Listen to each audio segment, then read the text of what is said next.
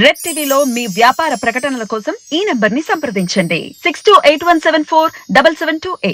Hi viewers, welcome to our channel. ప్రస్తుతం మనతో పాటు ప్రముఖ పొలిటికల్ అనలిస్ట్ కృష్ణ కుమార్ గారు ఉన్నారు. వారితో ఒకసారి మాట్లాడారు. మేడం నమస్కారం. మేడం నమస్తే. మేడం, నిన్న చంద్రబాబు నాయుడు గారు మరి సాయంత్రం పూట ప్రశాంత్ కిషోర్ గారితో మరోసారి భేటీ కావడం జరిగింది. దాదాపు 4 గంటల పాటు వీళ్ళిద్దరూ సమావేశమయ్యారు కూడా వార్తలు వస్తున్నాయి. ఎందుకు ఈ సమావేశం, రీజన్ ఏంటంటే ఎలక్షన్స్ ముందర ప్రశాంత్ కిషోర్ గారితో చంద్రబాబు గారు ఏ విషయం నిమిత్తమైన మీటింగ్ జరిపారు. మరి గతంలో చూసుకుంటే ప్రశాంత్ కిషోర్ గారు ఏమన్నారంటే, నేను ఇప్పుడు ఏ పార్టీకి కూడా లేను, పని చేయట్లేదని కూడా చెప్పడం చూస్తున్నాం. మరి మీటింగ్ యొక్క ప్రధాన ఉద్దేశం ఏమై ఉంటుంది మేడం? అంటే ఒక వ్యూహకర్తగా ఒక పార్టీ కోసం పనిచేయడం కంటే కూడా ఆయనకున్న అనుభవంతో ఏమైనా సహకారాలు అందించడం కావచ్చు, సూచనలు చేయడం కోసం కలిసి ఉండొచ్చు.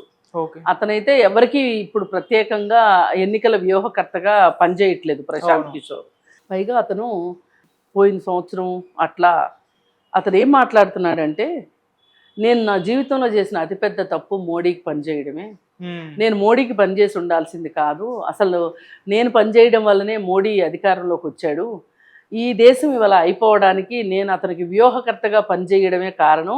కాబట్టి ఇంక నేను ఎప్పటికీ కూడా మోడీకి వ్యూహకర్తగా ఉండను, పైగా అతన్ని అధికారంలోంచి దించడానికి నేను ప్రయత్నం చేస్తాను అని చెప్పి ప్రశాంత్ కిషోర్ మాట్లాడటం జరిగింది.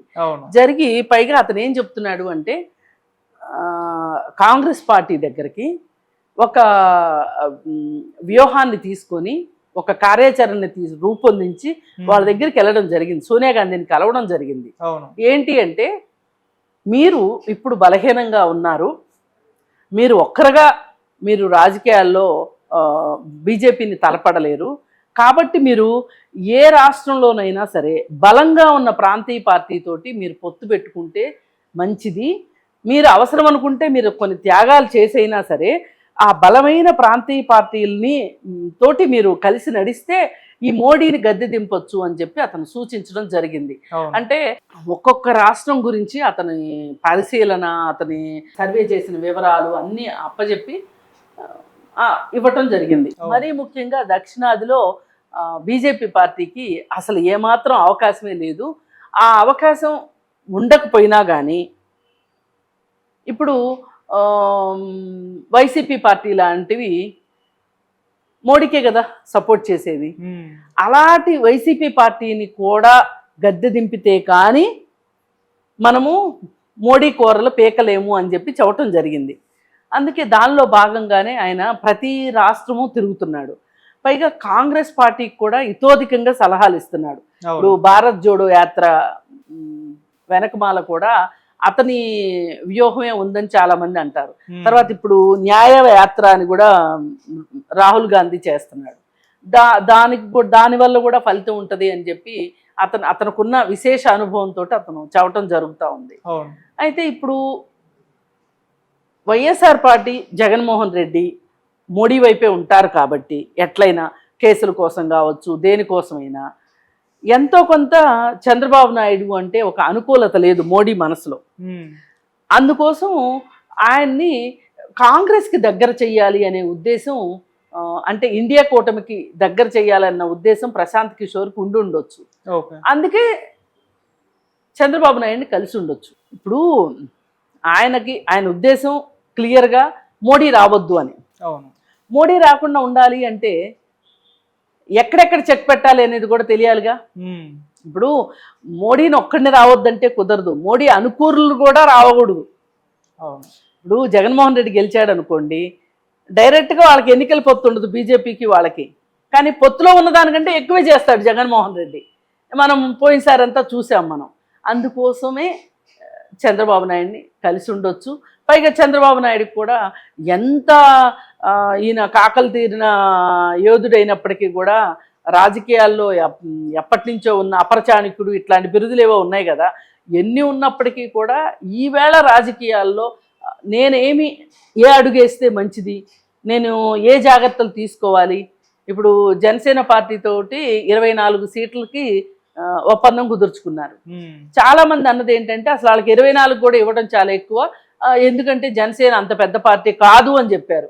అయినప్పటికీ చంద్రబాబు నాయుడు తన వ్యూహంతో తను ఇప్పుడు ఆయన అంతిమ లక్ష్యం జగన్మోహన్ రెడ్డి మీద గెలవటం. మన దగ్గర మనం సీట్లు తక్కువ పోటీ చేసాం, ఎక్కువ పోటీ చేసాం అనేది కాదు. అవును. అందుకని చెప్పి జనసేన పార్టీ విషయంలో 24 సీట్లు కూడా ఇవ్వకోకుండా తను పేచి పెట్టుకుంటే అతను విడిగా పోటీ చేశాడు అనుకోండి, అసలుకే మోసం జరుగుతుంది కదా, అసలుకే ఎసరు వస్తుంది కదా. అందుకని అంటే ఇప్పుడు ఒక క్రిటికల్ సిచ్యువేషన్లో ఇలానే ఆలోచించాలి. తెలివైన వాళ్ళు ఇలానే ఆలోచిస్తారు, అంతేగాని కంటికి కన్ను పంటికి పన్ను అన్నట్టు మాట్లాడితే అవ్వదు రాజకీయాల్లో. ఇప్పుడు మనం కొంతమందిని చూస్తున్నాం కదా, ముద్రగడ పద్మనాభం, హరిరామ జోగయ్య వీళ్ళని చూస్తున్నాం కదా. పోనీ మరి వాళ్ళిద్దరు ఏమన్నా ఎక్కువ సీట్లు ఇస్తే గెలిపిస్తారా? ఆ గ్యారంటీ ఇస్తారా? మరి ఎన్నికలంటే ఊరికనే ఉన్నాయా? డబ్బు ఖర్చు పెట్టాలి. పవన్ కళ్యాణ్ కూడా అన్నాడు కదా, ఓట్లు కొనందే పని జరగదు అని చెప్పి. మరి ఇట్లాంటి పరిస్థితుల్లో ఏ విధమైన వ్యూహాలు, ఏ విధమైన ఎత్తుగడలు అవలంబించాలి అనే దానికి అతను కలిసి ఉండొచ్చు.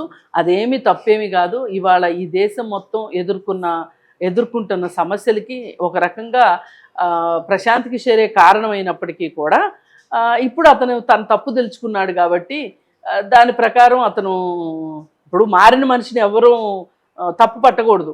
నువ్వు అప్పుడు అలా ఇప్పుడు ఇలా అని మాట్లాడితే కుదరదు. ఇప్పుడు ఎలా ఉన్నాడు అతను అనేది చూసుకోవాలి.